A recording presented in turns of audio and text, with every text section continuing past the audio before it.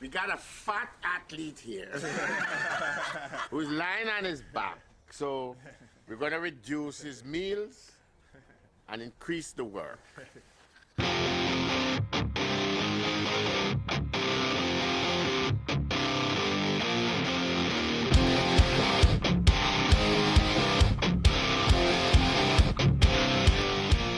Glenn Mills, head coach at Racers Track Club in Kingston, Jamaica, hasn't a single athletics medal to his name. His fledgling career petered out in its infancy when he came to the significant realization that he wasn't particularly fast. However, his love of the sport endured. Mills turned his attention to coaching, and the rest is history. His tooties at the Racers Track Club have won an incredible 71 medals at the IAAF World Championships and 33 at Olympic competitions, a tally that continues to rise. 19 of these have come from one man, the fastest man ever in fact, who unhesitantly praises his mentor at every opportunity. Coach Mills is just a genius. He's always found a way to get me in shape for the big moment. Always. I don't know how he does it. As Usain Bolt gears up for what looks to be his ultimate summer of competition, we take a moment to consider the man responsible for his meteoric rise. Upon abandoning his track and field ambitions, the 14-year-old Mills was taken under the wing of Henry MacDonald Messam, coach at Camperdown High School in Kingston. He progressed from undertaking odd jobs at the track to being entrusted with a younger class of athletes to mentor and instruct. He's been coaching for 43 years, providing the depth and breadth of experience with which he has nurtured some of the best athletes of all time. Coaches, of course, require coaching themselves, and Mills has striven to develop an innate understanding of anatomy, agility, coordination, talent identification, and biomechanical analysis through a series of courses with the IOC, IAAF, and other highly respected organizations to hone his craft. There are elements of coaching which can't be learnt though. Central to Mills' philosophy is thinking outside the box when scouring his homeland for talent, an art he has perfected. Whilst collegiate scouts scribble down race numbers of podium-topping youngsters, Mills might be preoccupied with the athlete towards the back of the field. He looks for potential, not a ready-made superstar. Almost 20 years ago, he quietly pointed out an individual finishing outside of the medals in a high school race, seeing something special in a seemingly average performance.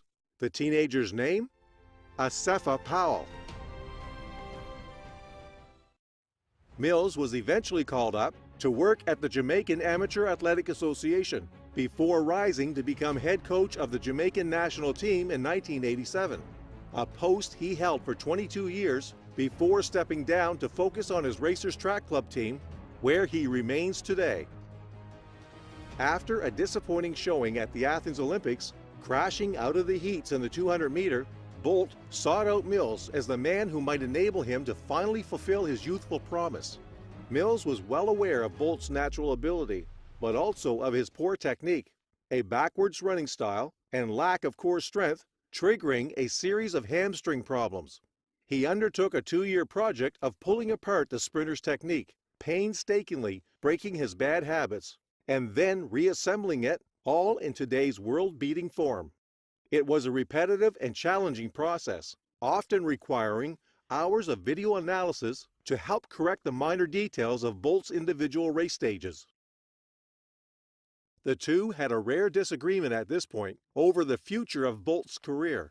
Mills was convinced his protege was best suited to longer sprints, whilst his charge was determined to focus upon the 100-meter.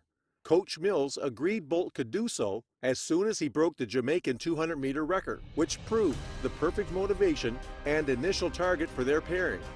At the 2007 Jamaican Championships in June, Bolt duly dipped below Don Corey's mark, which stood for 36 years, by 1/1100th of a second, running 19.75 seconds.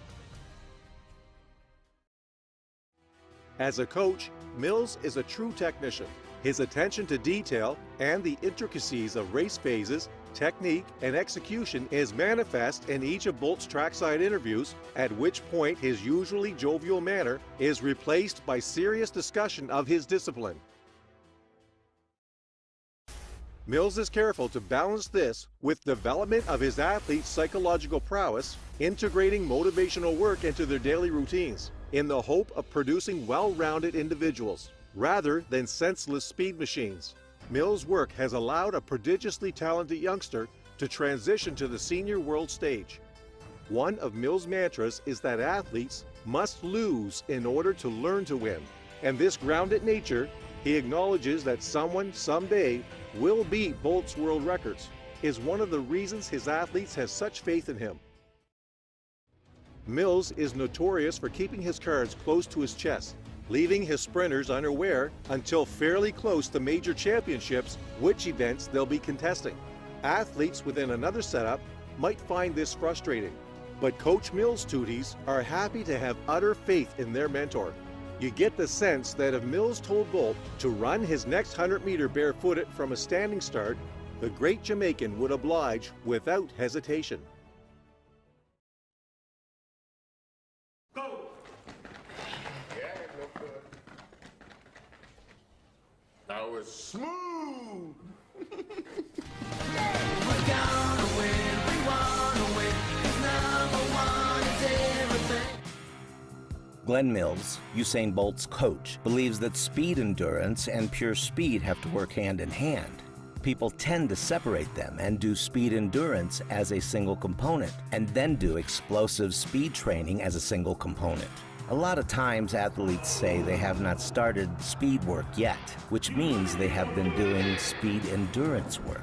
Mills' philosophy is that the two should run concurrently and that coaches should try to develop a balance. To keep the athletes fresh and explosive, the load has to be slightly reduced as you go to high velocity and high quality performance in training, the work that is done in the last part of the competitive period leading up to the major competition.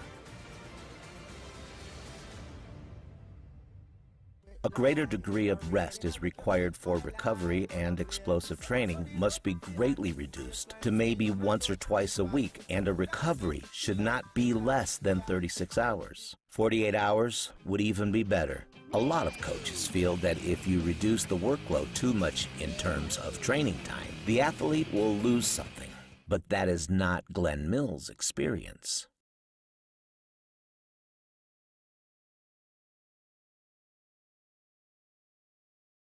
Countless studies on foot mechanics and performance have been done, but the best and most straightforward investigation is seeing if one simply runs faster with different shoes.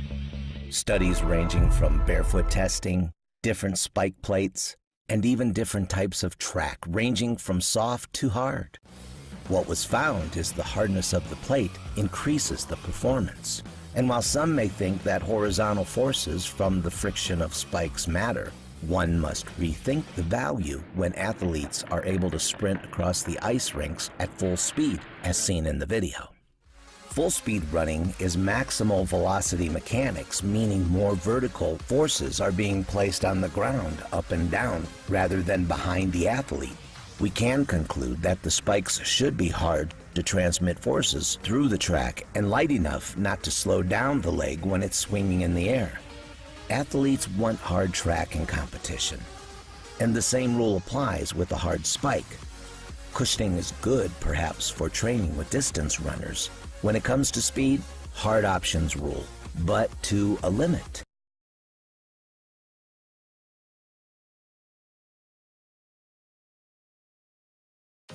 Jamaica's Usain Bolt has redefined the limits of sprinting in recent years, lowering the 100-meter world record to 9.58 seconds. This hasn't ended the debate. How fast can a human run? Australian physiologist and coach Jeremy Richmond believes that Bolt and sprinters of his caliber have already maximized the amount of force they apply to the track when sprinting. That leaves just one crucial variable that can be improved: ground contact time. The faster you put them down and pick them up, the faster you can run. Studies of top sprinters have shown they have reached a ground contact time of 80 milliseconds. Richmond thinks this can be lowered to 70 milliseconds. He bases this on studies of fast-twitch muscle fiber contractions and of quadriceps muscle contractions. If Bolt or future record holders can run 100 meters with Bolt's force production, plus a ground contact time of just 70 milliseconds, he'll reach a top speed of 12.75 meters per second, and it would lower the 100-meter record to 9.27 seconds.